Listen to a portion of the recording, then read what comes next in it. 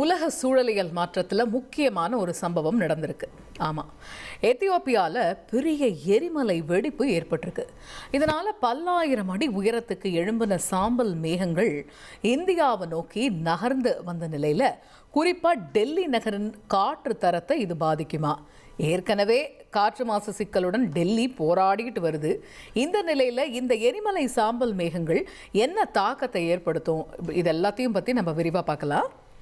முதல்ல இது என்ன, எங்கே வெடிச்சிச்சு அப்படிங்கிறத பார்த்துருவோம்.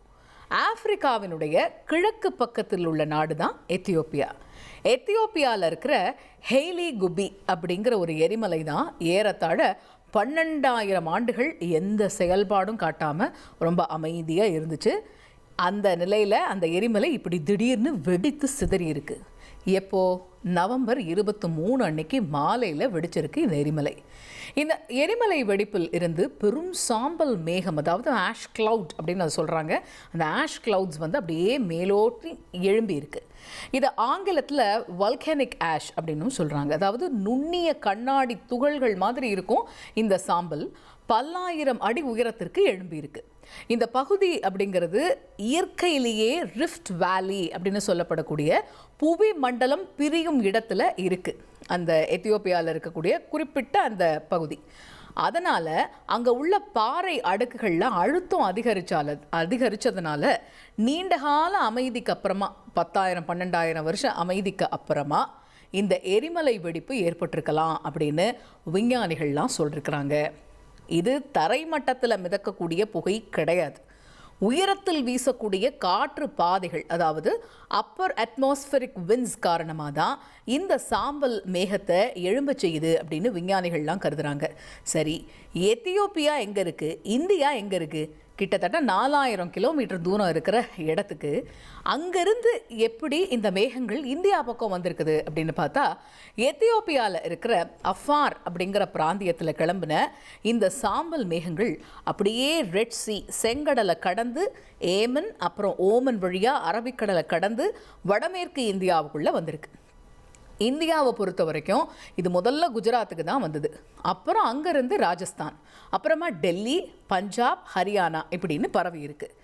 இந்த இயக்கம் அப்படிங்கிறது முற்றிலும் இயற்கையுடைய அடிப்படையில் தான் இருக்குதான். அதாவது காற்றுடைய வேகம், வெப்பநிலை, அழுத்தம் இதெல்லாம் தான் இந்த சாம்பல் மேகங்கள் பரவக்கூடிய பாதையை நிர்ணயிக்கிறாங்க அப்படின்னு சொல்லப்படுது.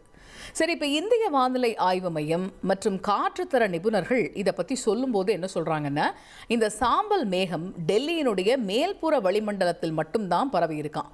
அதாவது பூமியிலிருந்து 25,000 45,000 அடி உயரத்தில் தான் பரவி இருக்கு. இதனால் தரை நிலையில் இருக்கக்கூடிய காற்று, அதாவது கிரவுண்ட் லெவல் AQI அப்படின்னு சொல்கிறாங்க, ஏர் குவாலிட்டி இண்டெக்ஸ், இது மேலே பாதிப்பு அப்படிங்கிறது குறைவாக தான் இருக்கும். பயப்படுற அளவுக்கு இப்போ எதுவும் இல்லை அப்படிங்கிற மாதிரி தான் சொல்லப்படுது. ஆனால் அதே சமயம் சில மாற்றங்கள் காணப்படலாம். அது என்னென்ன அப்படின்னா, சூரிய உதயம், அதே போல் அஸ்தமனம், சிவப்பு ஆரஞ்சு நிறமாக அது தெரியலாம். வானம் அப்படிங்கிறது வழக்கத்தை விட மங்கலான ஒரு பனிப்படலமாக இருண்டு காணப்படலாம். இது எல்லாமே மேல் மட்டத்தில் இருக்கக்கூடிய சாம்பல் துகள்கள் சூரிய ஒளியை திருப்புறதுனால ஏற்படக்கூடிய விளைவுகள் அப்படின்னு சொல்லப்படுது. இப்போ இந்த சாம்பல் மேகங்கள் பரவி இருக்கக்கூடிய டெல்லி உள்ளிட்ட சுற்றுப்பகுதிகளில் வசிக்கிறவங்களுக்கு உடல்நிலையில் ஏதாவது தாக்கங்கள் இருக்குமா அப்படின்னு கேட்டால், இந்த சாம்பல் மேகம் தரைநிலைக்கு இறங்காத வரைக்கும் பெரிய அபாயம் அப்படிங்கிறது இல்லை அப்படிங்கிறது தான் பதிலாக இருக்குது.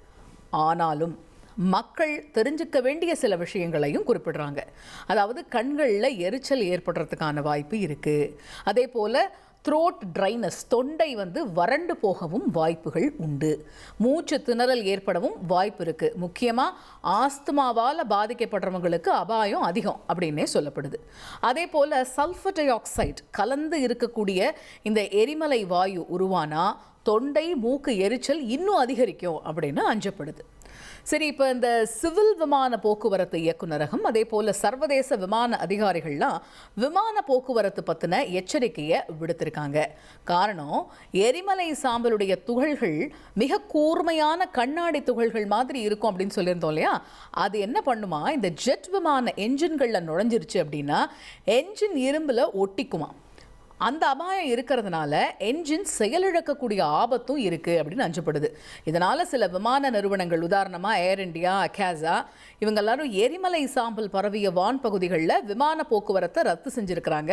இன்னும் தவிர்க்க முடியாத காரணங்களில் மாற்றுப்பாதை இருக்கா அப்படிங்கிறதையுமே எக்ஸ்ப்ளோர் பண்ணியிருக்கிறாங்க அப்படிங்கிறதா வரக்கூடிய தகவலாக இருக்குது. சரி, இப்போ இந்த சாம்பல் மேகம் எப்போ இந்தியாவிலிருந்து விலகும் அப்படின்னு கேட்டால், வந்திருக்கக்கூடிய முன்னறிவிப்புகள் படி இந்த எரிமலை சாம்பல் மேகம் நவம்பர் 25ஆம் தேதி, அதாவது இன்று இரவு 7:30 மணிக்குள்ள இந்தியாவினுடைய வளிமண்டலத்தை விட்டு விலகிடும் அப்படின்னு கணிக்கப்பட்டிருக்கு.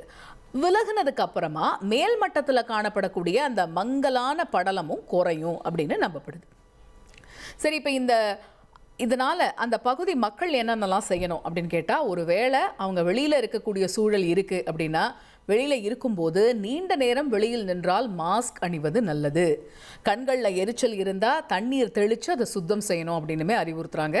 குழந்தைகள், முதியவர்கள், ஆஸ்துமா நோயாளிகள் முடிஞ்ச வரைக்கும் வெளியே செல்லாமல் இருப்பதே நல்லது. அறைகளில் நல்ல காற்றோட்டம் வச்சுக்கணும் அப்படிங்கிறதும் அவசியமாக இருக்குது. இதெல்லாம் ஒரு முன்னெச்சரிக்கை மட்டும்தான். தற்பொழுதைக்கு அவ்வளவு ஆபத்தான ஒரு நிலைமை இல்லை அப்படிங்கிறது தான் வரக்கூடிய தகவலாக இருக்குது. இந்த எரிமலை வெடிப்பு நமக்கு சொல்லக்கூடிய ஒரு செய்தி என்ன அப்படின்னு பார்த்தா, உலகம் முழுவதும் ஏற்பட்ட இயற்கை சம்பவங்கள் பல்லாயிரம் கிலோமீட்டர் தூரத்தில் இருந்தாலும் மற்ற நாடுகளுடைய அன்றாட வாழ்க்கையிலுமே அது பெரிய தாக்கத்தை ஏற்படுத்துது. தற்பொழுதைய நிலைமை கட்டுக்குள் இருந்தாலும் உள்ளூர் காற்று மாசு, அதே போல் உலகளாவிய வளிமண்டல மாற்றங்கள் இதெல்லாம் சேர்ந்து இணைந்து எப்படி செயல்படுது அப்படிங்கிறத நமக்கு நினைவூட்டக்கூடிய வகையில் தான் இந்த நிகழ்வுகள்லாம் இருக்கு.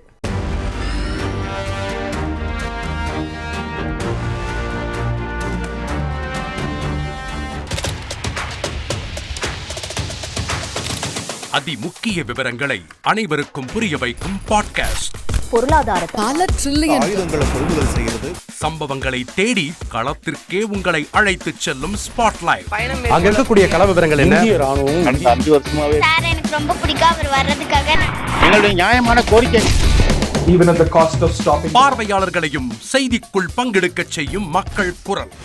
50 ரூபாய் எங்களுக்கு தண்ணிக்கு ஒரு தீர்வே இல்லைங்க. 10 வருஷமா எங்களுக்கு சரியான ஒரு விடிவு கிடைக்கவில்லை. 60,000 ஏக்கருக்கு தான் கேட்கிறோம், பிச்சை கேட்கறாங்க. புத்தம் புதிதாக, வித்தியாசமாக சில இடங்கள்ல பாகிஸ்தான்லயே பாராட்ட வேண்டாம், ஆனால் அதற்கு கொச்சைப்படுத்த வேண்டாம் என்று நான் கேட்டுக்கொள்கிறேன். மதத்தால், இனத்தால் மக்களை எப்படியெல்லாம் பிளவுபடுத்த முடியுமோ அந்த பிளவிற்குண்டான ஆயுதமாக இந்த மாநாட்டை அவர்கள் பயன்படுத்த நினைக்கின்றார்கள். அரசியலிலிருந்து சினிமா தனித்து இயங்க முடியாது. அனைத்தும் உங்களுக்காக. எப்போதும் இணைந்திருங்கள் தந்தி டிவியுடன். இனி செல்லும் இடமெல்லாம் செய்தி. தந்தி டிவியின் வாட்ஸ்அப் சேனலை ஃபாலோ பண்ணினா செல்ல இருக்கும் இடமெல்லாம் செய்தி.